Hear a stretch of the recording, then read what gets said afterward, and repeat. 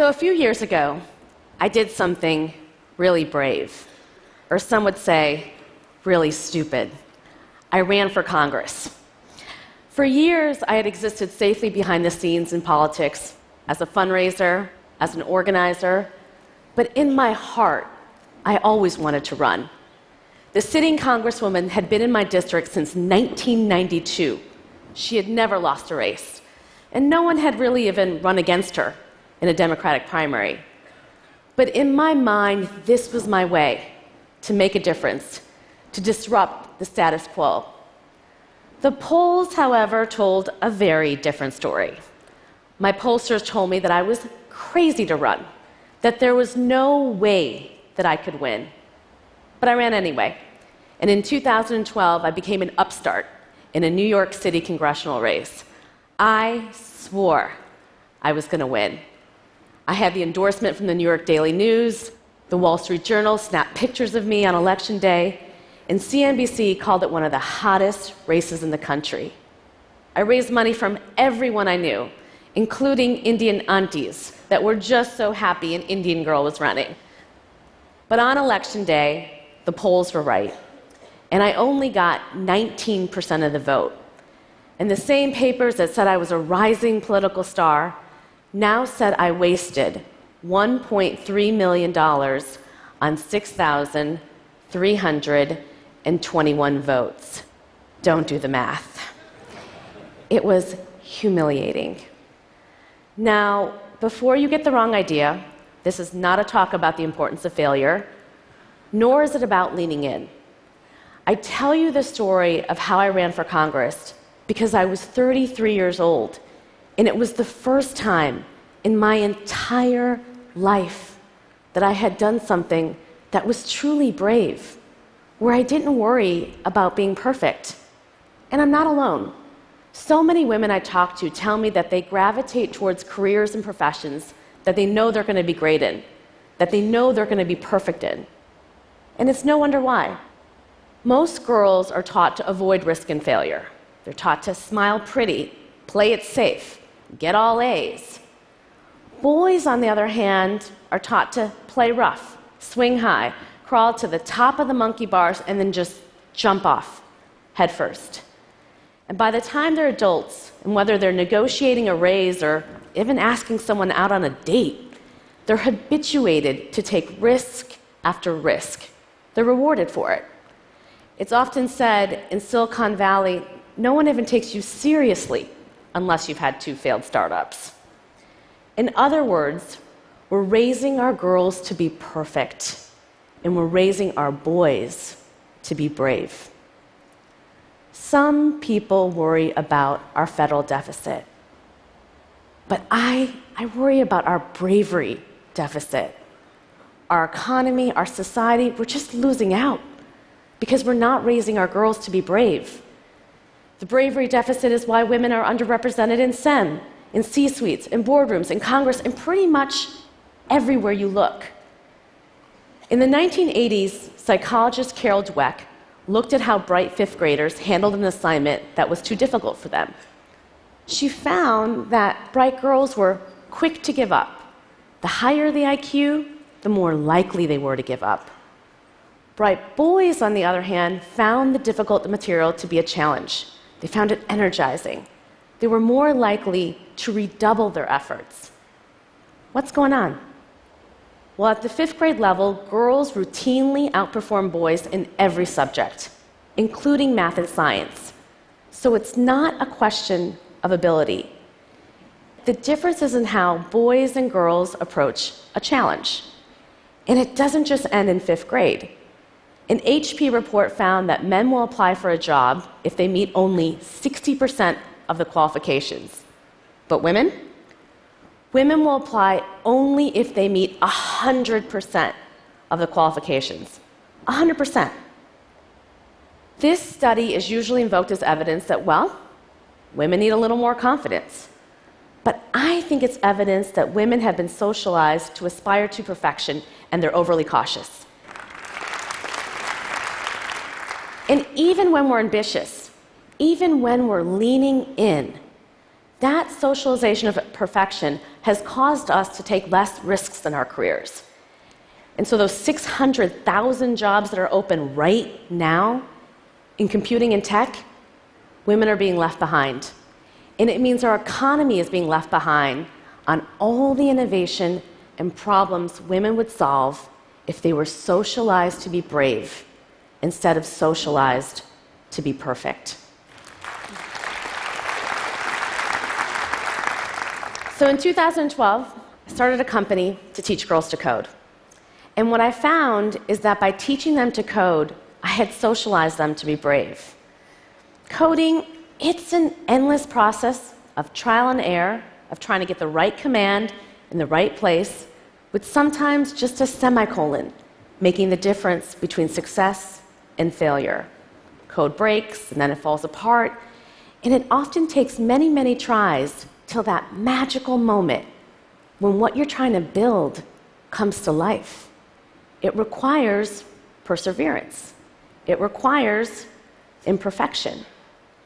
We immediately see in our program our girls' fear of not getting it right, of not being perfect. Every Girls Who Code teacher tells me the same story. During the first week, when the girls are learning how to code, a student will call her over and she'll say, "I don't know what code to write." The teacher will look at her screen and she'll see a blank text editor. If she didn't know any better, she'll think that her student spent the past 20 minutes just staring at the screen. But if she presses undo a few times, she'll see that her student wrote code and then deleted it. She tried, she came close, but she didn't get it exactly right. Instead of showing the progress that she made, she rather showed nothing at all. Perfection or bust. It turns out that our girls are really good at coding, but it's not enough just to teach them to code. My friend Lev Bree, who's a professor at the University of Columbia and teaches Intro to Java, tells me about his office hours with computer science students. When the guys are struggling with an assignment, they'll come in and they'll say, "Professor, there's something wrong with my code." The girls will come in and say, "Professor, there's something wrong with me." We have to begin to undo the socialization of perfection, but we gotta combine it with building a sisterhood that lets girls know that they are not alone. Because trying harder is not gonna fix a broken system. I can't tell you how many women tell me, "I'm afraid to raise my hand. I'm afraid to ask a question because I don't want to be the only one who doesn't understand, the only one who's struggling." When we teach girls to be brave and we have a supportive network cheering them on, they will build incredible things. And I see this every day. Take, for instance, 2 of our high school students who built a game called Tampon Run. Yes, Tampon Run. To fight against the menstruation taboo and sexism in gaming. Or the Syrian refugee who dares show her love for her new country by building an app to help Americans get to the polls. Or a 16-year-old girl who built an algorithm to help detect whether a cancer is benign or malignant, in the off chance that she can save her daddy's life because he has cancer. These are just 3 examples of thousands of girls who've been socialized to be imperfect, who've learned to keep trying, who've learned perseverance. And whether they become coders or the next Hillary Clinton or Beyonce, they will not defer their dreams. And those dreams have never been more important for our country. For the American economy, for any economy to grow, to truly innovate, we cannot leave behind half our population. We have to socialize our girls to be comfortable with imperfection, and we gotta do it now. We cannot wait for them to learn how to be brave like I did when I was 33 years old. We have to teach them to be brave in schools and early in their careers when it has the most potential to impact their lives and the lives of others. And we have to show them that they will be loved and accepted, not for being perfect, but for being courageous. And so I need each of you to tell every young woman you know, your sister, your niece, your employee, your colleague, to be comfortable with imperfection.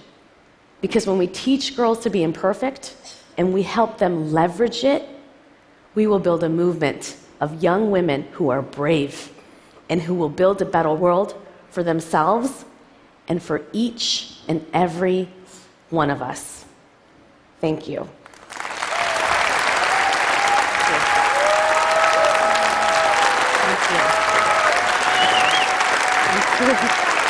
Thank you. Reshma, thank you. It's such a powerful vision you have. You have a vision. Tell me how it's going. Like, how many girls are involved now in your program? Yeah. So in 2012, we taught 20 girls. This year, we'll teach 40,000 in all 50 states. And that number is really powerful because last year, we only graduated 7,500 women in computer science. Like, the problem is so bad that we can make that type of change quickly. And you're working with some of the companies in this room even, right, who are welcoming graduates from your program? Yeah, we have about 80 partners, from Twitter to Facebook to Adobe to IBM to Microsoft to Pixar to Disney. I mean, every single company out there. And if you're not signed up, I'm going to find you. Because we need every single tech company to embed a Girls Who Code classroom in their office. And you have some stories back from some of those companies that when you mix in more gender balance in their engineering teams, that good things happen? Great things happen. I mean, I think that it's crazy to me to think about the fact that, you know, right now 85% of all consumer purchases are made by women. I mean, women use social media at a rate of 600% more than men. We own the internet. And we should be building the companies of tomorrow. And I think when companies have diverse teams and they have incredible women that are part of their engineering teams, they build awesome things. And we see it every day. Reshma, you saw the reaction there. You're doing incredibly important work. This whole community is cheering you on. Thank you. All power to you. Thank you. Thank you. Thank you.